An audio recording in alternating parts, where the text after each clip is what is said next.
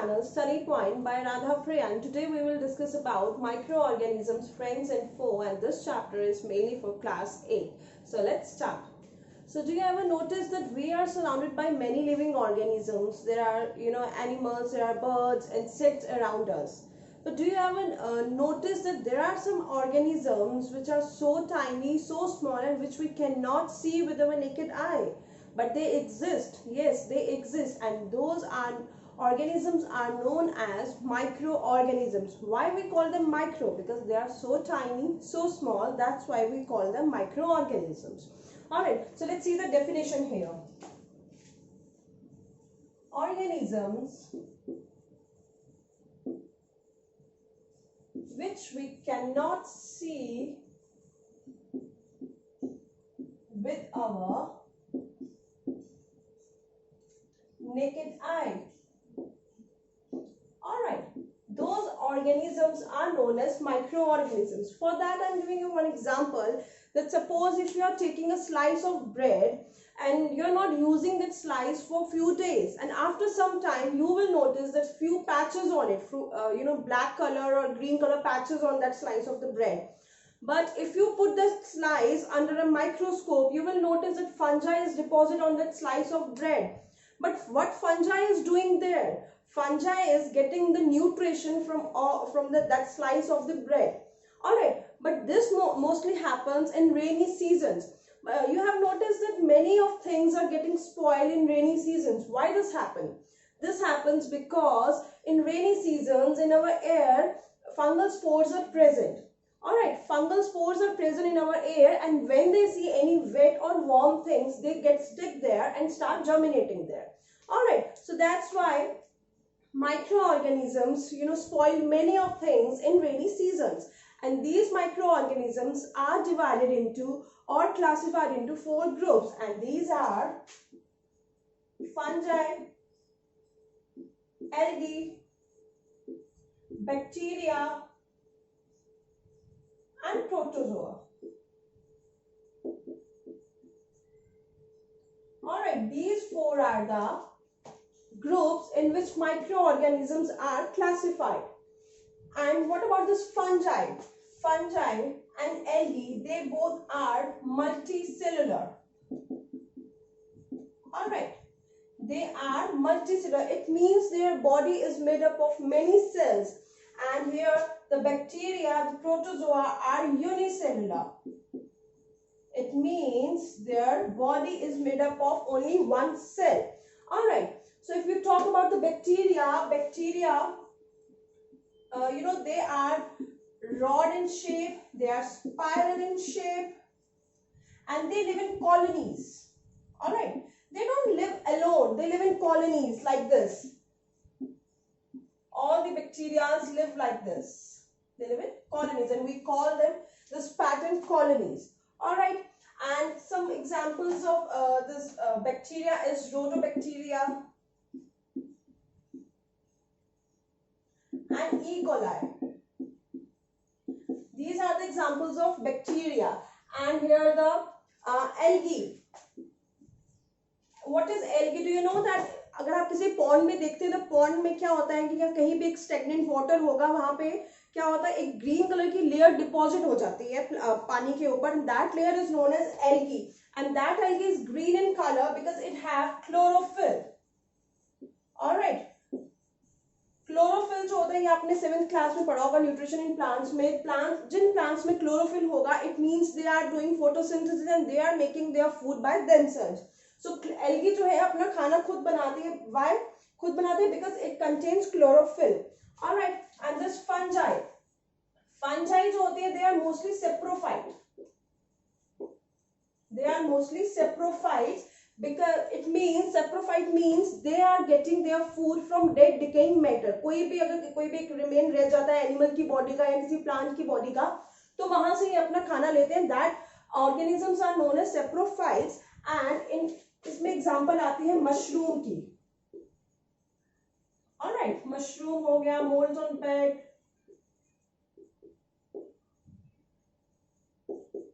So this fungi, algae and bacteria. Now this protozoa is heterotrophs. Heterotrophs means that they are getting their food from other living organisms. They do not cook their food by themselves. They are depending on others for their food, and they are mostly aquatic. In protozoa, examples are amoeba. Amoeba, you heard about amoeba. Amoeba is a unicellular. As I told you, the protozoas are unicellular. And in this example comes amoeba or the paramecium. These both are unicellular, these are aquatic, and these are heterotrophs. It means that they do not cook their food by themselves. They are dependent on others for their food. Alright, so these are the features of all these microorganisms. Alright, now we will discuss about some useful microorganisms. You always heard that microorganisms are very harmful for us. Alright, but it's not like that. There are some microorganisms which we use in many of things. Alright, our many of daily routine things are made up of bacteria or these microorganisms. Now we will study about the friendly microorganisms from where, in which they are using. Friendly microorganisms. So the first use of microorganism is these microorganisms are using for the production of alcohol, wine and vinegar since ages.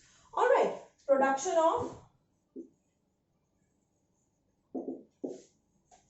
vinegar, alcohol and wine. Since ages, बहुत लंबे time से हम micro organisms को use कर रहे हैं इन तीनों के प्रोडक्शन के लिए. Alright, they are using increasing the soil fertility. We are using this microorganism in increasing the soil fertility, as this also you read in your 7th standard that there are some microorganisms like rhizobium. You heard about this bacteria rhizobium. Rhizobium जो होता है एक ऐसा bacteria है जो कि leguminous crops के पास रहता है. लेगुमिनस क्रॉप्स मींस जहां पर हम पल्सेस दानों को उगाते हैं वहां पे ये रहता है और वहां पे ये क्या करता है उस क्रॉप के लिए नाइट्रोजन को फिक्स करता है, यूजेबल फॉर्म में लाता है. बिकॉज वी नो दैट कि जो भी एटमॉस्फेयर में जो नाइट्रोजन प्रेजेंट होता है वो हम प्लांट्स जो है उसको गैसेस फॉर्म में यूज नहीं कर सकते हैं, तो उसे यूजेबल फॉर्म में बैक्टीरिया बनाता है. दैट राइजोबियम जो है वो क्या करता है उसको यूजेबल फॉर्म में बनाता है प्लांट्स के लिए और सॉइल की फर्टिलिटी को इंक्रीज करता है. दैट्स व्हाई जो फार्मर्स जो होते हैं जब भी वो लेगुमिनस क्रॉप को ग्रो करते हैं तो वहां पर वो फर्टिलाइजर्स का यूज नहीं करते हैं.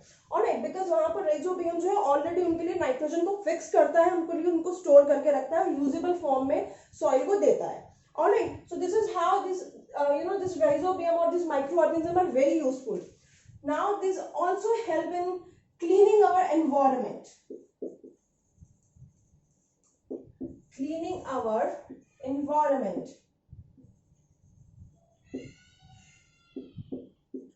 If you see that this environment, suppose कुछ animals जब dead हो जाते हैं तो उनकी जो body जब रह जाती है तो उससे क्या होता है, if we are not cleaning that the dead bodies, we are always surrounded by the dead bodies of animals. So what will happen, these microorganisms eat them, उनको वो break down करते हैं और उनको वो लोग खाते हैं, जिसकी वजह से ये जो हमारा environment जो है वो clean हो जाता है. Alright, and the most important use is medicines, vaccinations. Alright, medicine में ये क्या बनाते हैं, एंटीबायोटिक्स. माइक्रो ऑर्गेनिजम्स जो है they are using for production of antibiotics. What are antibiotics? आपने कभी सुना होगा कि कभी भी आप बीमार पड़ते हो तो डॉक्टर आपको क्या देता है, एंटीबायोटिक्स देता है.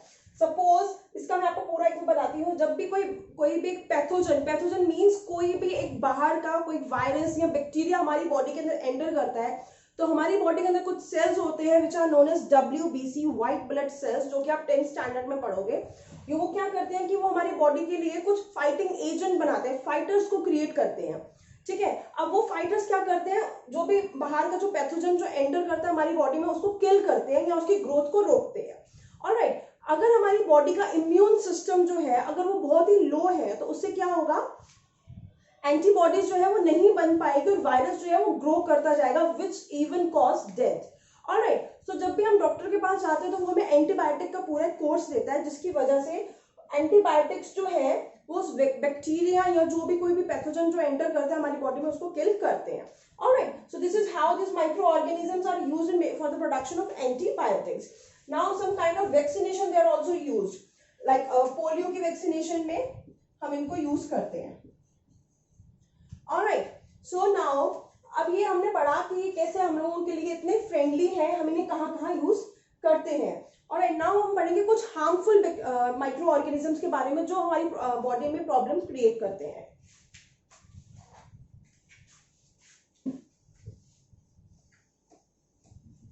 I think this is all clear about the friendly micro organisms, ये कहाँ कहाँ यूजफुल होते हैं, किन किन प्रोडक्शंस में इनको हम यूज करते हैं। So now we will read about the harmful micro organisms. अभी हमने पढ़ा कि कैसे फ्रेंडली माइक्रो ऑर्गेनिजम्स जो है वो हमारे लिए हेल्पफुल होते हैं, या हमारी जो डेली रूटीन में जो चीजें जो हम लोग यूज करते हैं उनको बनाने में यूजफुल होते हैं। ऑलराइट, अभी हम पढ़ेंगे कैसे हार्मफुल माइक्रो ऑर्गेनिजम्स जो है हमारी बॉडी के अंदर डिजीज को कॉज करते हैं। तो अब वो डिजीज को कॉज कैसे करेंगे, because they are so tiny, तो वो कहाँ कैसे हम तक पहुंचेंगे। तो यहाँ पर डिजीज जो है उसको टू टाइप्स में हम लोग डिवाइड करते हैं। The first one is the communicable and the second one is the non-communicable. Alright, अब communicable disease कौन सी होती है, जो कि spread होते हैं easily from one person to another person. Alright, spread from one person to another. Alright, इसमें examples कौन सी आती हैं, like इसमें आते सब basic example, common cold. Alright, किसी को भी कॉमन कोल्ड होगा, आपको पता है कि वो बहुत जल्दी इजीली वो स्प्रेड होता है। ट्यूबरक्लोसिस, सो ये जो है ये बेसिक एग्जांपल। अब नॉन कम्युनिकेबल क्या होगा, which is not spreading, not spreadable. Alright, और इसमें एग्जांपल क्या आती है, heart attack. Suppose if somebody is having a heart attack and you are standing next to that person, so you will not get that heart attack because it's not communicable. Alright, so यहाँ पर अब हम देखेंगे communicable ये बनी कैसे, ये spread होती कैसे है। तो सबसे पहले तो अगर हम ये communicable बनेगी कैसे, food से, air से, water से और physical। Alright, या फिर insect से और animal से, या फिर contaminated food.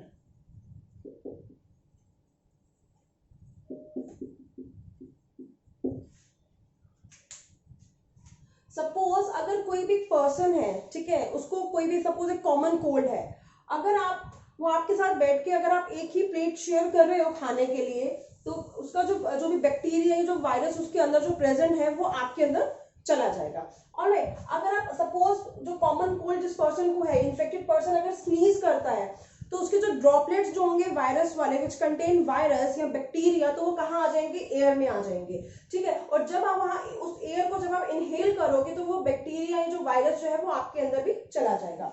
Water, if you are sharing the same water, ठीक है, and then physical, if you are shaking your hand with that person या हग दैट पर्सन, तो जो वायरस जो है या बैक्टीरिया जो कोई भी पैथोजन जो है वो आपकी बॉडी के अंदर एंटर कर जाएगा, because these diseases are communicable diseases. और इन्फेक्टेड एनिमल्स, समटाइम्स अगर आप ये कुछ भी नहीं करते हो, ठीक है, कोई भी अगर आप फूड नहीं लेते हो अपना, कोई भी आप इन्फेक्टेड पर्सन के कांटेक्ट में नहीं आते हो किसी भी तरह से, तो आपको समटाइम्स कुछ भी प्रॉब्लम होती है, तो वो कैसे होगी। So there are some carriers of these disease. Suppose जैसे कि कोई भी हाउस फ्लाई है, that housefly is sitting on a garbage and after a minute that housefly is sitting on your food, तो क्या होगा, वो एक कैरियर बन रही है आपकी डिजीज का, और वहां गार्बेज में जितना भी जो भी वायरस जो बैक्टीरिया जो प्रेजेंट थे वो कहां पर स्टिक हो गए, हाउस फ्लाई की बॉडी के साथ। एंड जब वो हाउस फ्लाई आपके फूड पे बैठती है तो वो क्या करती है, वायरस और बैक्टीरिया जो होते हैं वहां पर ड्रॉप हो जाते हैं और आपके खाने के अंदर आ जाते हैं। सो दिस इज हाउ इंसेक्ट्स और एनिमल्स जो है हमें क्या करते हैं, कैरियर्स बनते हैं। फॉर एग्जाम्पल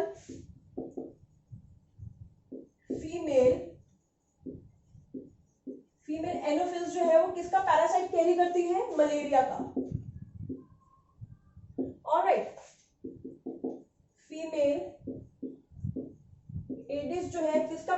कैरी करते हैं? डेंगू का। Alright, these both are very important, you should know about these two. Alright, अब नाउ कम्स टू, एंड हाँ समटाइम हमें डॉग बाइट करता है, तो क्या होता है? डॉग बाइट करने से कौन सी बीमारी होती है? That is called rabies. Alright, now comes to contaminated food. As I told you कि कभी भी कोई हाउस फ्लाई जो है अगर आपके खाने पे आके बैठ गई तो आपका फूड क्या हो जाएगा? कंटेमिनेट हो जाएगा, गंदा फूड हो जाएगा, और अगर आप उसको खाते हैं तो क्या होती है? फूड पॉइजनिंग होती है, विच इज यू नो अगर वो सीवियर हो जाए तो it will cause death to person. Alright, so अब हम फूड को बचाने के लिए, फूड को प्रिजर्व करने के मेथड्स देखेंगे, कैसे हम अपने फूड को बचा सकते हैं फॉर लॉन्ग टर्म।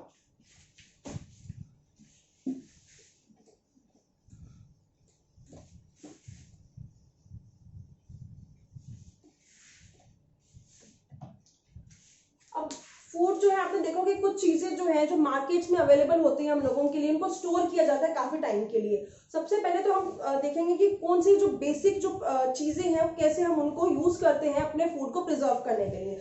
तो सबसे पहला मेथड जो है, this is a very basic method, chemical method, oil and vinegar. ठीक है, ऑयल एंड विनेगर को हम यूज करते हैं, हम लोग सॉल्ट को यूज करते हैं, हम लोग शुगर को यूज करते हैं। ठीक है, ये सब चीजें जो है हम लोग heat and cold method use करते हैं। इन सब मेथड्स को हम लोग यूज करते हैं for preserving our food for the long time.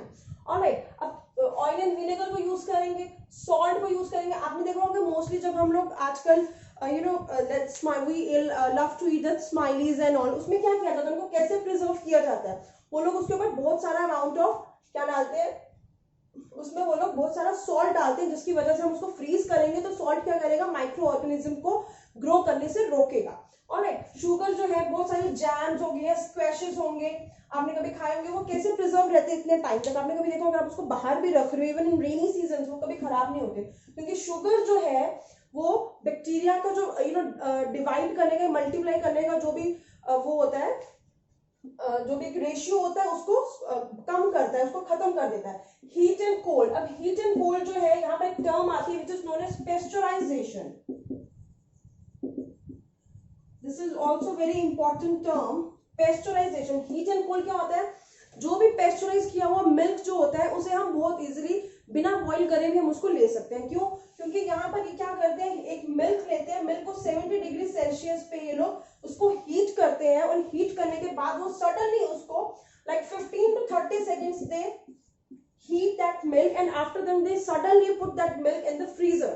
Alright, ऐसा करने से क्या होता है कि जो भी जो माइक्रो ऑर्गेनिजम्स जो वहां पर होंगे, जो यहाँ जो पैदा होंगे, जो ऑलरेडी प्रेजेंट होंगे या जो आएंगे इन फ्यूचर, वो क्या होंगे? वो मर जाते हैं, वो ग्रो नहीं कर पाते, वो मल्टीप्लाई नहीं कर पाएंगे, जिसकी वजह से क्या होता है कि ये जो हीट एंड कोल्ड मेथड जो है उसको हेल्प करता है, किसके लिए? उनको you know multiply, micro organisms को मल्टीप्लाई ना करने के लिए। ऑलराइट, तो उस टर्म को हम कहते हैं pasteurisation, and this pasteurization was discovered by the Louis Pasteur. Alright, this Louis Pasteur ने ये हमें pasteurization के बारे में बताया था। And now we will discuss, अब हम देखेंगे कि कैसे कुछ अब माइक्रो ऑर्गेनिजम्स ने हमारे अंदर तो प्रॉब्लम्स क्रिएट कर दी, बट ये माइक्रो ऑर्गेनिजम्स जो है कुछ एनिमल्स के अंदर, इवन द प्लांट्स के अंदर भी ये डिजीज कॉज करती है। सो आपने सुना होगा एंथ्रेक्स। एंथ्रेक्स जो है ये एक बैक्टीरिया है विच इज वेरी डेंजरस। ठीक है, बहुत ज्यादा डेंजरस है। ये क्या करता है? एंथ्रेक्स जो है ये हमारी कैटल के अंदर इवन ये डिजीज को कॉज करता है। ऑलराइट, अब प्लांट्स के अंदर ये कैसे करते हैं? प्लांट्स में ये क्या करते हैं कि जैसे कि सिट्रस, जो भी प्लांट्स होते हैं तो ये सिट्रस कैंकर एक डिजीज कॉज करते हैं। ठीक है, यहाँ कभी एयर से चली जाएगी, या कभी यू नो सीड से चली जाएगी, या फिर ये क्या करते हैं, ये वीट को रस्ट करते हैं, रस्ट इन वीट, या फिर कुछ एक येलो कलर की वेन बनाते हैं ये on lady finger. Alright, this is how they are spoiling plants also. जो भी माइक्रो ऑर्गेनिज्म जो हमारे लिए यू नो हार्मफुल है, ये सारे जो है ये नॉट इवन अस, ये एनिमल्स को भी डिजीज कॉज करते हैं, ये प्लांट्स को भी डिजीज कॉज करते हैं। So now we will, there is one more term in your this chapter, there is a nitrogen fixation. as I told you before that there are some microorganisms which fix some amount of nitrogen for the plants. Okay, so now we will study about that how they are fixing amount of nitrogen. Suppose here is a tree and here is nitrogen जो कि हमारे atmosphere में present है, ठीक है। अब क्या होगा, यहाँ पे रहते टोल्ड यू कि सपोज कोई भी एक लेग्यूमिनियस क्रॉप है, वहां पर आपको मैंने क्या बताया था कि वहां पर कौन सा बैक्टीरिया रहता है, राइजोबियम, ऑलराइट। या कोई भी आप बैक्टीरिया ले लो, कोई भी बैक्टीरिया जो है सॉइल में प्रेजेंट होगा, ऑलराइट। अब वो क्या करेगा, प्लांट जो है, प्लांट फोटोसिंथेसिस करके अपना ग्लूकोज तो बना लेता है, but it also need protein, और प्रोटीन बनता कैसे है, with the help of nitrogen, ठीक है। अब वो कैसे बनाएगा, ये क्या करेगा, ये बैक्टीरिया जो है, यहाँ पर आपको पता है कि हमारे एटमॉस्फेयर में 78% आउट ऑफ 100% 78% जो है वो नाइट्रोजन प्रेजेंट होता है, ठीक है। अब 78% नाइट्रोजन जो है, अब नाइट्रोजन सबसे ज्यादा और प्लांट्स को उसकी जरूरत है, बट प्लांट्स जो है जो गैसेस फॉर्म में, जो एटमॉस्फेयर में जिस टाइप का जो नाइट्रोजन प्रेजेंट है उसको वो नहीं यूज कर सकते, बिकॉज मतलब that is very strong actually, alright. So ये बैक्टीरिया जो है ये क्या करता है, इस नाइट्रोजन को लेता है, देन उसको यूजेबल फॉर्म में बनाता है, यूजेबल फॉर्म में बनाएगा, एंड देन ये किसमें डालेगा, वाटर एंड मिनरल्स में डालेगा, ठीक है। अब ये नाइट्रोजन जो है ये कहाँ चला, बैक्टीरिया कहाँ रहता है, सॉइल में रहता है, और सॉइल में क्या होते हैं, वाटर एंड मिनरल्स होते हैं, और यही वाटर एंड मिनरल्स जो है ये कौन लेते हैं, ये प्लांट्स लेते हैं, alright. For the making of their food, photosynthesis के लिए they need water and minerals जो कि सॉइल में प्रेजेंट होते हैं, ऑलराइट। सो ये बैक्टीरिया क्या करता है, ये नाइट्रोजन को यूजेबल फॉर्म में बनाता है, और ये बैक्टीरिया किसमें, सॉइल में रहता है, तो सॉइल से बैक्टीरिया ने नाइट्रोजन को लिया एटमॉस्फेयर से, उसको यूजेबल फॉर्म में बनाया, देन उसको कहाँ रखा, सॉइल में रखा। अब सॉइल में क्या प्रेजेंट है, वाटर एंड मिनरल्स प्रेजेंट है, वाटर एंड मिनरल्स क्या करेंगे, अपने साथ नाइट्रोजन को भी ऊपर लेके जाएंगे टुवर्ड्स द लीफ, ऑलराइट। अब लीफ तक जाएंगे, अब प्लांट्स ने क्या किया, वाटर एंड मिनरल्स को यूज करके उन्होंने फोटोसिंथेसिस करी एंड ग्लूकोज बनाया, एंड ये प्रोटीन जो है ये क्या, सॉरी ये नाइट्रोजन जो है ये क्या करेगा, प्रोटीन बनाएगा, ठीक है। अब प्रोटीन बनाएगा, अब क्या होगा, अब जब इस प्लांट को कौन खाएंगे, एनिमल्स खाएंगे, जब एनिमल्स खाएंगे इस प्रोटीन को, इस प्लांट को, तो क्या जाएगा उनके अंदर प्रोटीन भी जाएगा, इट मींस नाइट्रोजन जाएगा उनकी बॉडी में। तो क्या होता है, जब ये एनिमल्स डेड होते हैं, ऑलराइट, जब भी एनिमल्स डेड होते हैं, तो यही माइक्रो ऑर्गेनिज्म जो है उनकी, एज आई टोल्ड यू कि ये डेड डिकेइंग एनिमल्स को भी खाते हैं, हमारे एनवायरनमेंट को क्लीन करते हैं माइक्रो ऑर्गेनिजम्स, तो ये इन एनिमल्स को खाएंगे और क्या करेंगे, नाइट्रोजन कंपाउंड जो है उनको लेंगे, जितना भी जो नाइट्रोजन इनकी बॉडी से निकलेगा, अगेन ये दोबारा क्या करेंगे, नाइट्रोजन को यूजेबल फॉर्म में बना के दोबारा ये कहाँ डालेंगे, वाटर एंड मिनरल में। बट यहाँ पर कुछ ऐसे भी ऑर्गेनिजम्स होते हैं, माइक्रो ऑर्गेनिज्म, जो कि उसको दूसरी फॉर्म में बना के उसको सीधा एटमॉस्फेयर में रिलीज करते हैं, जहाँ जिसकी वजह से क्या होता है, हमारे एटमॉस्फेयर में जो कंटेंट जो है, जो लेवल जो है नाइट्रोजन का, वो कभी ऊपर नीचे नहीं होता, हमेशा उसको बराबर रखते हैं। So these micro organism are very important for us और वेरी यूजफुल फॉर अस। तो आपको ये समझ आया, I repeat this again. Suppose ये एक ट्री है, ऑलराइट, ये ट्री है, और ये ट्री क्या करता है, यहाँ पर कौन रहता है, बैक्टीरिया, एंड बैक्टीरिया जो है, अब ट्री को क्या चाहिए, नाइट्रोजन चाहिए, ऑलराइट। अब नाइट्रोजन कैसे लेगा, ये बैक्टीरिया जो है, जो भी एटमॉस्फेयर में जो नाइट्रोजन प्रेजेंट है, नाइट्रोजन को यूजेबल फॉर्म में बनाएगा एंड सॉइल में रखेगा। जैसे ही प्लांट वाटर एंड मिनरल्स को लेता है, उसके साथ नाइट्रोजन भी प्लांट्स के अंदर जाएगा, एंड जैसे ही ये नाइट्रोजन प्लांट्स के अंदर जाएगा, प्लांट्स ने उसका क्या बनाया, प्रोटीन बनाया, प्रोटीन बनाने के बाद उसको एनर्जी मिल गई, ऑलराइट। अब ये प्लांट जो है, जैसे ही एनिमल्स खाएंगे, एनिमल्स के खाने के बाद एनिमल के अंदर प्रोटीन आ गया। अब ये एनिमल्स जब डेड हो जाएंगे, तो एज आई टोल्ड यू कि माइक्रो ऑर्गेनिज्म जो है हमारे एनवायरनमेंट को भी क्लीन करते हैं। तो क्लीन कैसे करेंगे, ये जब डेड हो जाएंगे तो माइक्रो ऑर्गेनिज्म इसको खाएंगे, ये लोग वहां से क्या लेंगे, नाइट्रोजन लेंगे, जितने भी और बाकी जो न्यूट्रिएंट्स होंगे वो लेंगे।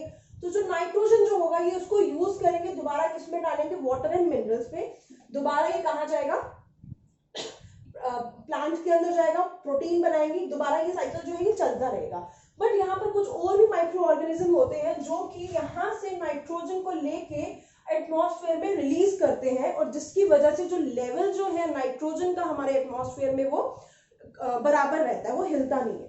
Alright, so this is all about the chapter microorganisms, friends and foe. And if you like my video, please give the big thumbs up and share my video with your friends, and don't forget to subscribe my channel. Thank you.